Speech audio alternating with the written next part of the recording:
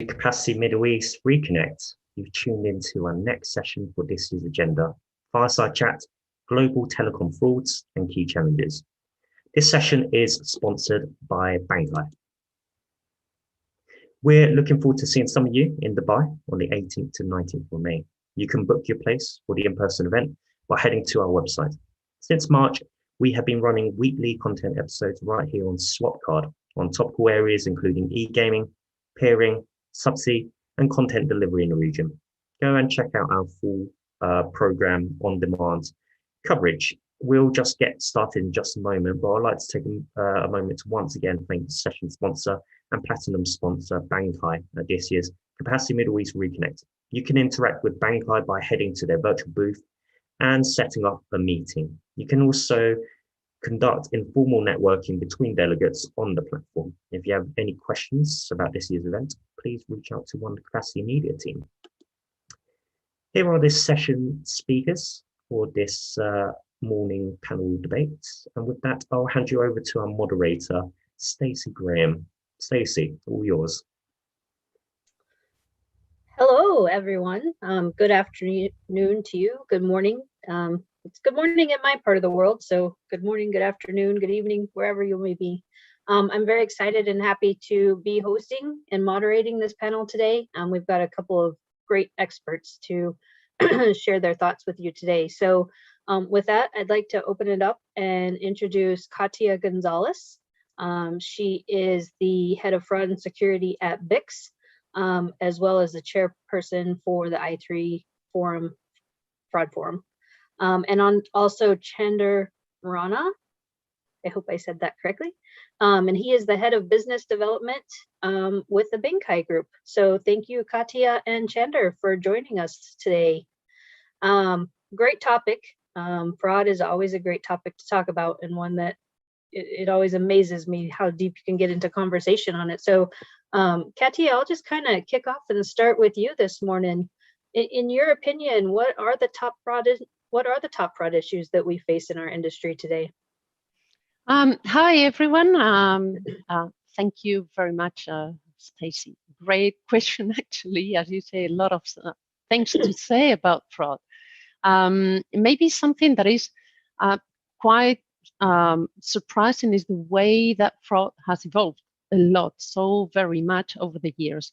And one of the main shifts that I have seen in fraud is that while in the past, and I'm talking in the not so far away past, I'm talking about up to 3-4 years ago, most of the focus was on making money directly out of the fraud attacks. So it was how to get money out of the, pure transactions, or, like for any kind of IRSF fraud, or by running any kind of bypass, voice or SMS bypass. Now, what we see is the most aggressive and prevalent attacks focus rather, obviously there's still a lot of bypass and IRSF going on in the world, unfortunately, but we see a big shift in moving to more data.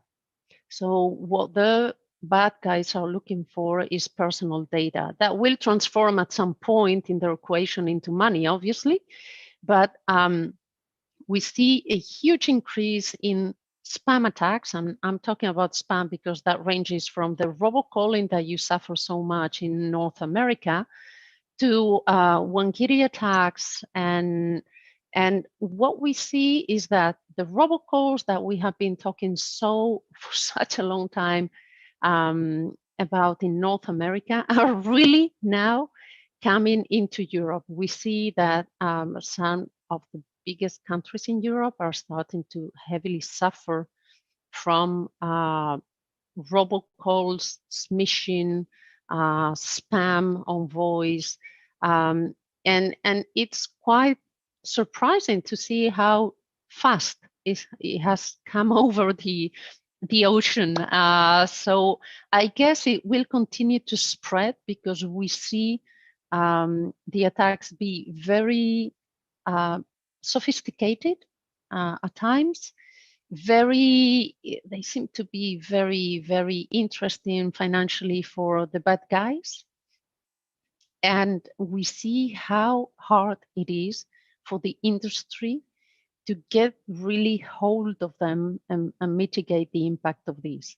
Other than that, a very prevalent issue that we are seeing, and that's, I think, quite specific to Europe and maybe some African countries, is the CLI spoofing. I know the CLI spoofing is also very linked to robocalling and spam, but I'm here talking specifically to using CLI spoofing or manipulation to benefit, to do some kind of bypass, actually, to benefit from lower tariff rates. We have in Europe a situation where intra-European traffic is cheaper compared to traffic coming from abroad.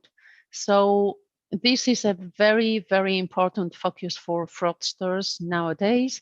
And then the other bigger trend is SMS fraud.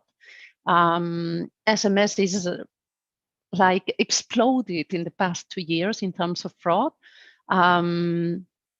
Very difficult to get hold of it also. I guess we'll talk about it a little bit more as we go in the session, but definitely SMS is a big issue because it affects both on the revenue share frauds schemes, but also on the phishing attacks, smishing attacks to get personal data. And we see that, I mean, if we stretch it a little bit further, we also see a lot of security threats that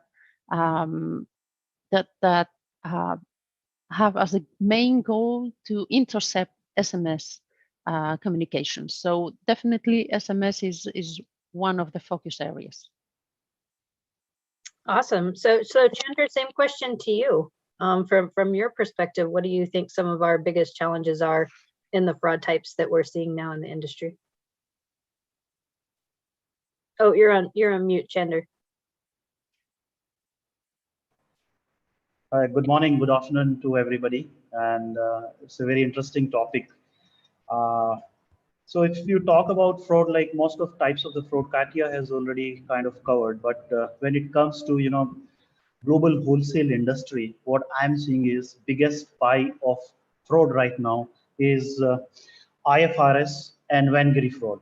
Like there are different, types of fraud that has evolved over the years, and with digitalization of the telecom markets and everything, there is some growth on subscription fraud side as well. More the telecom networks and industry is getting digitalized and getting sophisticated. Fraudster are also kind of taking kind of leverage of the automation and all the sophisticated tools in hand. So if you see the whole fraud market, I will make it more regional, like in North America or some part of Europe, it's more over robocalls.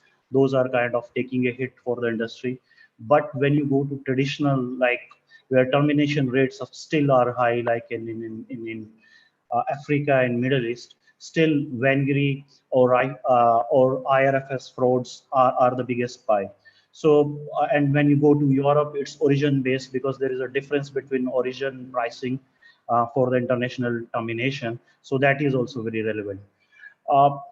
Overall, what I see is if you see the whole proposition of fraud, 60 to 70% of fraud when it comes to revenue wise are in international market, be it in voice or SMS, mix of both. So till now, I feel that it's more over international side, but with digitalization and mobile money coming to the picture and identity fraud also kind of growing a lot in many part of the world. And as per last survey by CFCA, if you will see, the biggest fraud in numbers was identity fraud or subscription fraud, like accounting some 12 billion US dollar, and IFRS was somewhere around 6 billion. So what I feel is more we get digitalized, more this fraudster or these fraud market, it's a kind of cat and mouse game, and we will keep on playing this. These are kind of frauds. Those are right now are a challenge for the market. But with the sophisticated tools and all the innovation that is happening on machine learning side, AI side, big data side, I think it's going to be very interesting race against fraud in coming years. So it's very interesting. You both make excellent points. So my next question for you is one thing that we talk a lot about. I know we've mentioned this many times at many conferences I've been at, is the fraud types don't really seem to change. And so for years we've been talking about IRSF or Wingiri, or at this point robocalling. What are the challenges? Why do we have so many challenges? I know, Katya, you mentioned, you're realizing how hard some of this is to capture. And, Chander, definitely from your perspective within the business development, what are some of our challenges that are preventing us from really being able to combat these? To be very honest, Stacy, I think still 70 to 80% carriers across the globe have that notion in mind that fraud is the price you pay to doing this business. So first of all, we need to kind of bring fraud to the boardroom of CEOs, CTOs, or all the board members, that it's a strategic decision, that fraud prevention, that should be a strategic policy of the company. So once that would be in your DNA, it would be like very easy to persuade your teams on the ground to kind of counter this fraud. Second, I think the whole nature of this fraud, making it globally, like in any, you have more than 200 plus countries across the globe with more than 800 plus operators, and with sophistication, that multi-channel sophistication, new technology that is bringing to the fraud, it is becoming very challenging for the operators and carriers to kind of counter it. And what I feel is fraud in last 2-3 years is taking that space in the mind of the wholesale carriers or global carriers. But still, if you will see that the whole mix of the fraud, subscription fraud somewhere still going to bad debts. It's still not considered as a fraud in many P&L sheets. So we need to kind of take along all the departments within a company, be it RA department, be it this OS department or top management. There has to be a synergy within the company. Then we talk about telecom operators work in silos. Within telecom, you have those small silos, like MSC department is different, RA department is different. We somehow need to bring everybody on the table where there has to be information sharing between carriers.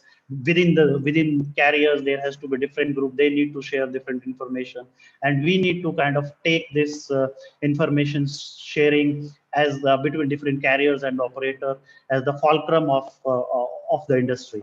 Once there would be more information sharing, once more wholesale carrier will take it as a strategic decision to be made, I think things would be very easy for the carriers and operators. Katya? Oh, you're on mute, Katya. Yes, sorry, that's, I think. Okay, so I quite agree with what Chander has mentioned. I think we have several issues and legacy issues, some of them in our industry, that makes still fraud quite available for attackers and still appealing in the damage they can do to our industry. On one side, yes, there's the business practices that we have, some legacy. Again, as Chander was saying, we have marketing departments that in general do not necessarily have the main drivers and goals as fraud departments. These old premise, but that remains very valid still nowadays, that fraud to some extent is a cost for this business. And I'm saying to some extent because the fact that margins some kind of shrink lately in the industry, I think that has revealed a little bit the power of fighting fraud properly at the operator side. Now, from I think that also it's key, and this is working better and better through the different organizations, and I hope we can discuss about it a little bit later on. But I think it is becoming more and more obvious that fighting fraud is not something that can be done by a single operator or a single carrier. This is an industry issue, and the solution also comes from the industry and for integrating all the different parties. And that's extremely key in my opinion. So we have operators, we have wholesale carriers that have an extremely important role to play, but there are many more players now in the industry than we had a few years ago. So we also have the enterprises that we need to integrate also in the equation. We also have all the digital service providers that also need to be integrated into the equation. And these parties, because they come from a different background, because they have different business models, they probably need to still step onto this fight of fraud. Some of them are now doing because the impact that they are having also on fraud is bigger. But it's key that we build really an industry approach in fighting fraud. That's my take on this. So we have a audience question. That's a great question, but real fast, just because it's a conversation you and I have had before, Katia. Regulation and the different regulatory that we all face challenges of, where every country has a different regulation. Even within North America, we struggle with regulation to do much to stop it. What kind of a challenge does that put in place for each of you? Every country has some different rule in your ability to combat and work through this. So if I may, because as you say, we have already discussed this a few times. Indeed, regulation plays a major role. They can support us very well, but it's a pity that, as we see in North America, we had to go through a huge hassle for end users to have the regulator pick up the matter and work on it. For how many years have we been working in fighting robocalling in North America? At least 5 years that I know, until we have come to some enforcement that makes sense to the industry and to operators, but 5 years. And it's a pity to see that regulations need to have this high degree of damage, of visible damage into the population to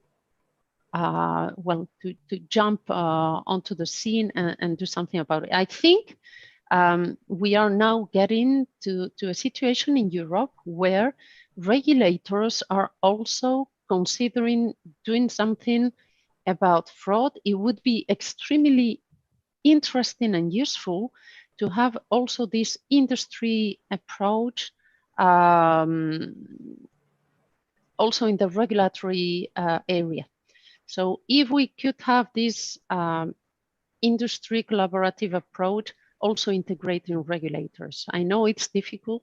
I know that makes it even more complicated, but I think we need to start to come a little bit closer and to be able, us as organizations, CFCA, GSMA, I3 Forum, etc., because there are many, it would be extremely interesting that we focus some of our combined efforts, because obviously the more we are, the merrier we are, into lobbying somehow on how the regulation could help the industry and the subscribers, all of us together. Chander, do you have any thoughts on that? I totally agree with Katia. Like, the challenge right now is we don't have something like United Nations for telecom. So we need a forum like with regulators where countries, unfortunately, still this industry works in very fragmented manner. And if we will have more support from regulators, and then we will have a collaborative approach to tackle to the frauds, it will definitely help the overall cause management across the globe. Chander, I'll direct this question to you. This one is from Mustafa at Lebanese Ministry of Telecom. He says, what are the main keys that enable the detection of the IRSF fraud?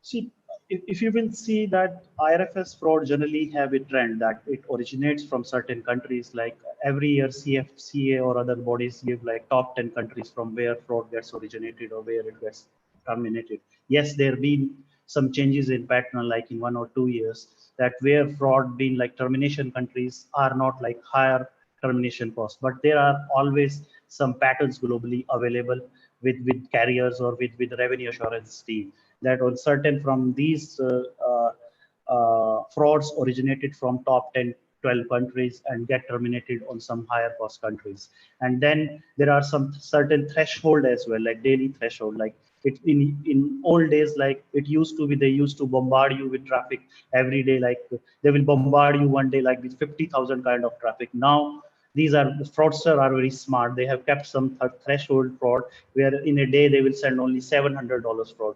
So they are getting smart. So we need to have more analytics coming into the picture where we can have pattern management, and analytics has to be at every level. It has to be starting from descriptive to diagnostic to predictive till prescriptive. So all the four levels we need to cover now to manage this kind of frauds.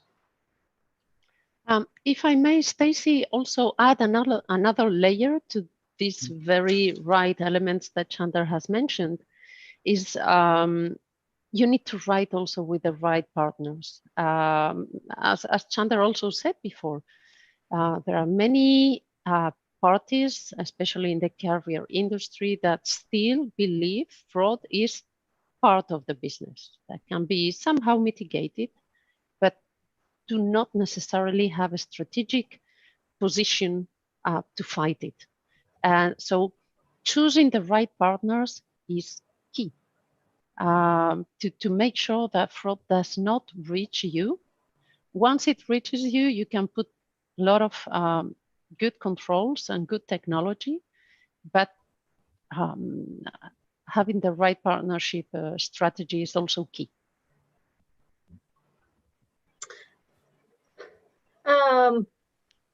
So we're running out of time. We only have about 8 minutes left. So we could talk on this subject forever. But one thing that is huge to me that I really believe in is collaboration.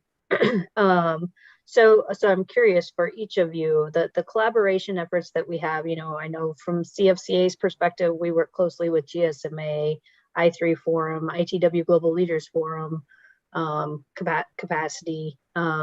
We truly believe you can't fight it alone, and the more that we are out there all working together, you know, the faster we're going to go. How do you guys feel that those collaboration efforts help, how they could be better? I know you've already mentioned a couple of things, but as far as collaboration goes and as an industry, what do you really think our keys are to working together better to make progress in this trend we have right now where fraud is increasing rather than decreasing? Okay, so I think, I mean, we have said it already a couple of times, collaboration is key. Across industry bodies, CFCA, I3 Forum, GSMA, GLF, we have several, each of one with a focus. I think we do not have so many overlapping forums, and that is interesting. So that it makes sense that we all can bring our little piece of the cake onto the table. And we have seen, for example, with these very new attacks that on SMS flu-bot attacks that we have had in Europe, it's by bringing the experience and the expertise of each and every operator that we have now, all of us, a very good view on how this attack is going, on how we can mitigate it, you know, ideas from one, from the other, that it can work. As I said, it is key that we all, that we integrate all operators. So traditionally, we've had GSMA looking and taking care of mobile operators. CFCA is a little bit larger, and you look rather at, well, operators of all carriers of all types. We have the I3 and GLF focusing on the wholesale carrier perspective, IPX providers, and that's very good. But we need to make sure that we also integrate these new actors, enterprises, DSPs, into the strategies that we build, strategies that can be implemented by all parties. Not forget, when we talk about technology, and for example, with the new 5G security strategies, we do not need to forget smaller actors, because they maybe do not have the means to go after huge investments on security and fraud systems, but they still need to be covered, because any party, even if it's small, that is uncovered allows for becomes an entry point for fraud and security threats into the global landscape, because now everything is global. So even the fight against fraud and security threats needs to be global. Any failure makes this global network of ours available to everybody. So that's key, I think. Chander? Yeah, just to add to what Katia said, that with emergence of 5G technology and an IoT coming into the picture, like just imagine, like today we have 600 billion mobile subscriber in the globe. Like by 2025, we will have 10 times connected devices. And these devices would be vulnerable to every kind of frauds. So we need to have joint mechanism where all the carriers, all the global operators join hands, they share information actively. And just to add on one more, like once this eSIM comes into the picture, like where you are just using some Apple Watch and like you use it like 5-7 years, and then there is a shelf life. Even after using that, there is a threat. Anybody can have access of that particular device and can use your identity. So gone are the days where fraud was moreover was like into international business, where when fraud used to creep into our mind, we used to talk about like voice fraud, SMS fraud. When with IoT, with 5G networks, with so many digitalization happened, now this is the right time, and this is the time where like all the carriers operators should join hands, and credit should go to forums like GLF, CFCA, or GSMA. They are already doing all this, and we should definitely have a joint approach and should join hands to really make this industry a more global and where subscribers are protected and brands can also be protected out of frauds. So yeah, I'm a big fan of collaboration. I really am. So it's great to hear y'all's feedback on that. So we're pretty much out of time. My final question to each of you is, if you could leave everybody who joined us today with one thought on fighting fraud, what would you say to them?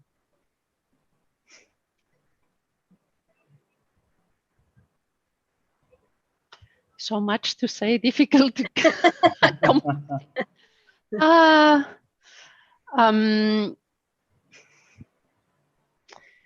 collaborate with your all your peers. I mean, consider that fighting fraud is not only on your side that has to be done. There has to be, so fighting fraud is a global matter, again, within your company. So there has to be a strategic view in your company to fight fraud. Make it visible to your top level management, and pass on that duty also to your peers. I know wholesale carriers have not traditionally been in the picture much, but I mean, believe me, from the experience I have at BIX, we can do a lot to help you and to build a chain of fighting fraud. That's also part of the collaboration approach that we set. Chander? Yeah, it's moreover same that fraud has to be should be discussed in the boardroom of a C-level in any organization. Once it would be a top-down management, trust me, you will see great initiative happening in the industry. Till now, what I feel, moreover on wholesale business, fraud is moreover a cost for wholesale carrier. Now industry is kind of maturing, and there have been lots of restructuring happening in industry where lots of consolidation will happen, and where wholesale carrier will have size with more than like will have global teams, global structures, and they have more responsibility. So it's kind of like fraud has to be strategic issue within any organization. That is my last take on this. Awesome. Well, you guys have been great. Sorry we ran out of time. I'd love to have the chance to ask you more questions, but we're out of time. So David, I'll turn it back over to you. Cheers. Thank you very much there. I mean, some fantastic insights on board as well, and hopefully the audience can resonate to some of those comments there and have something to take back on. I just want to say thank you so much to Bankai for sponsoring this panel, fireside chat for this. So much appreciations to Bankai for that, and also for being a event sponsor at Capacity Middle East 2021 Reconnect. Please tune in very shortly, actually announced time in fact, for the next session coming up at 2 p.m. GST, keeping the world connected 1 year on. And that's an afternoon keynote panel amongst the GLF members. All of our sessions will be made available on demand on Swapcard, so please remain on the agenda page to watch all of our previous sessions. A rerun of our key sessions will be made available on the platform during the 18th to 19th of May here on Swapcard. Thank you very much for joining us, and we hope you enjoy the rest of the event. Goodbye for now.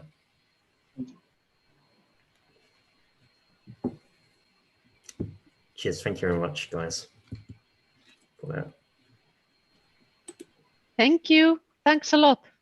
Thank you. Yes, thank you. Thank you. Bye. Bye-bye. Good sleep, Stacy. Thank you. Take care, Katya.